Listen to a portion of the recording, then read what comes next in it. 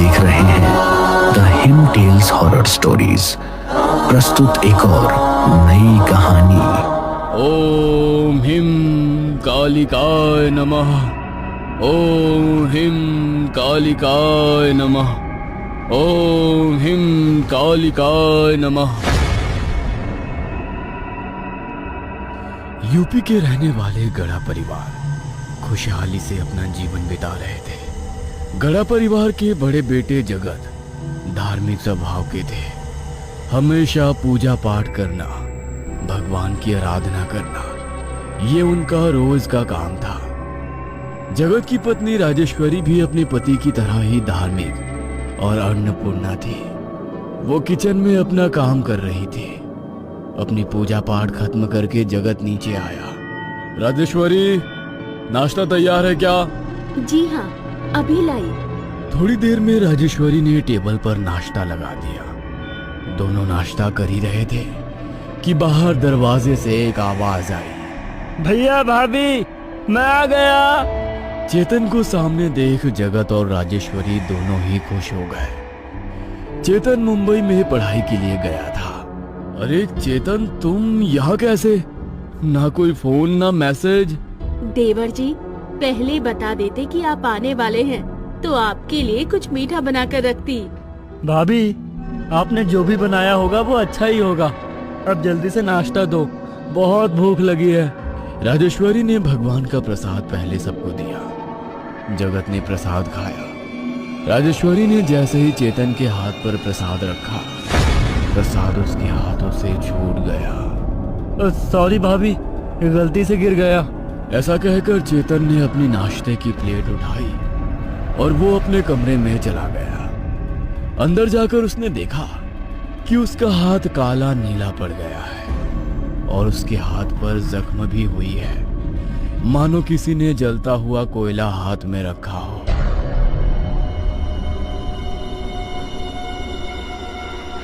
रात के वक्त जब राजेश्वरी चेतन को खाना खाने के लिए बुलाने गई तो चेतन ने दरवाजा नहीं खोला। देवर जी, दरवाजा खोलिए, नीचे खाना खाने आ जाइए, आपके भैया इंतजार कर रहे हैं। भाभी, मुझे भूख नहीं है, आप जाइए और खाना खा लीजिए। चेतन की बात सुन राजेश्वरी को थोड़ा अजीब लगा। वो नीचे आ गई। अगले दिन जब चेतन नीचे आया तो उसके बदन में बहुत दर्द हो रहा था। क्या हुआ चेतन, तुम ठीक तो हो? हाँ भैया, मैं ठीक हूँ, बस थोड़ा सर दर्द और बदन दर्द हो रहा है। चेतन, जब मैं माँ काली की आरती कर रहा था तो तुम्हारे कमरे से चीख की आवाज सुनी। चीख की आवाज मेरे कमरे से? नहीं तो, मैं तो बाथरूम में था। हाँ, वो टीवी ऑन था, शायद उसकी आवाज आई होगी आपको।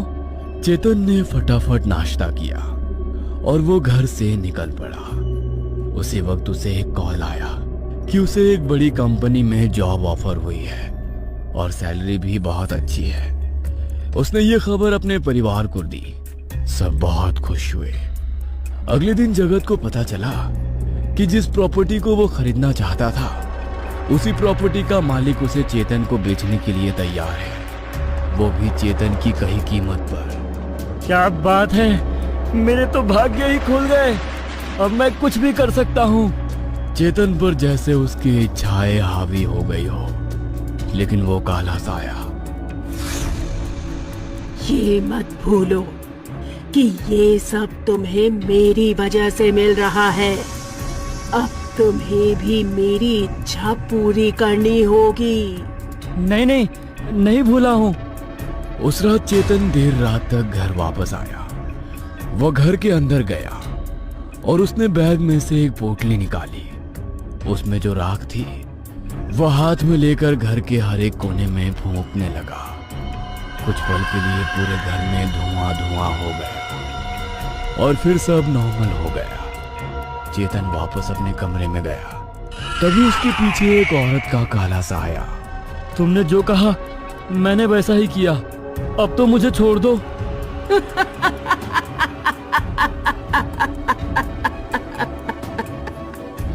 काले साए की डरावनी हंसी पूरे घर में गूंजने लगी और चेतन के चिल्लाने की आवाज भी। अगले दिन घर का पूरा माहौल बदला हुआ था। जगत का काली माता के पूजा में मन नहीं लग रहा था। राजेश्वरी का भी पूरा बदन दर्द करने लगा था। वो बिस्तर से उठ ही नहीं रही थी। चेतन जब हॉल में आया तो जगत और राजेश्वरी को हॉल में ना देख वो उन्हें आवाज देने लगा। भैया भाभी कहाँ हो आप दोनों? तभी वहां जगत आ गया। राजेश्वरी को अब तक सोता देख वो कमरे में गया। कमरे में देखा तो राजेश्वरी बिस्तर पर सो रही थी। उसका बदन गर्म आग की तरह तप रहा था। कहीं ये सब उसकी वजह से तो नहीं हो रहा है? चेतन के चेहरे के भाव बदल गए। उसे ज्यादा घबराहट महसूस होने लगी। जगत राजेश्वरी को हॉस्पिटल लेकर गया। उसी दिन आधी रात को चेतन घर से बाहर निकला और घाटी नाम के शमशान के पास पहुंचा और जोर जोर से किसी को आवाज देने लगा। कहाँ हो तुम? मैं आ गया हूँ। मुझे तुमसे बात करनी है। सामने आओ। तुम ऐसा नहीं कर सकती। ये सब करने के लिए तो मैंने तुम्हें नहीं बुलाया था। हंसना बंद करो और मेरे सामने आओ। तभी एक औरत का काला साया चेतन के सामने आया और उसने चेतन का गला दबाया और उसे जमीन से कुछ फीट ऊपर उठाया। अगर तुम अपने मन की करना चाहते हो तो तुम्हें भी मेरी इच्छाओं को पूरा करना होगा, नहीं तो उसका अंजाम तुम जानते हो। भूतनी ने चेतन को जमीन पर पटका और वहां से गायब हो गई। चेतन जब वापस आया तो उसने देखा कि उसके भाई की तबीयत भी बहुत खराब हो रही है और उसकी भाभी बेवजह रोती जा रही है। चेतन ने राजेश्वरी को चुप कराने की बहुत कोशिश की मगर कोई फायदा नहीं हुआ। पता नहीं ये क्या हो रहा है हमारे परिवार के साथ। कौन से पाप की सजा दे रही है माँ काली हमें? भैया आपने कभी कोई पाप नहीं किया है। शायद हमारे नसीब में ही ऐसा लिखा हो। मुझे मेरी चिंता नहीं है चेतन, लेकिन तुम्हारी भाभी अजीबोगरीब बर्ताव करने लगी है। अपने मन से हंसती है, अपने मन में रोती है, कभी भी बीमार पड़ती है। ना जाने क्या हुआ है उसे। मेरी राजेश्वरी ऐसा कभी नहीं थी। भाभी भी बहुत जल्दी ठीक हो जाएगी, आप चिंता ना करें। चेतन को पता था कि जो कुछ हो रहा है उसकी वजह से हो रहा है। कुछ ही हफ्ते में ही गढ़ा परिवार की तस्वीर ही बदल गई। हमेशा तंदुरुस्त रहने वाले जगत अब लाठी के सहारे चलने लगे थे। हमेशा मुस्कुराने वाली राजेश्वरी जैसे हंसना ही भूल गई हो।